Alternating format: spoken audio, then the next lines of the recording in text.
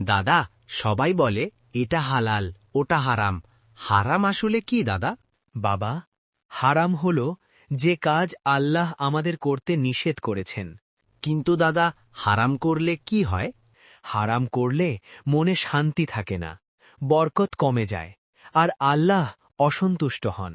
দাদা, আর হালাল? হালাল হল যে পথে আল্লাহ খুশি হন। হালাল খাবার, হালাল উপার্জন, হালাল কথা, এসব মানুষের জীবন সুন্দর করে। দাদা, কেউ যদি ভুল করে হারাম কাজ করে ফেলে? তাহলে বাবা, লজ্জা না পেয়ে আল্লাহর কাছে ফিরে যেতে হয়। তওবা করলে আল্লাহ মাফ করে দেন। তাহলে আমি হালাল পথেই চলব দাদা। এই সিদ্ধান্তটাই সবচেয়ে বড় ইবাদত বাবা। মনে রাখবে, হারাম ছেড়ে হালাল ধরা আল্লাহর কাছে খুব প্রিয়। যে হারাম ছাড়ে, আল্লাহ তার জন্য হালালকে সহজ করে দেন।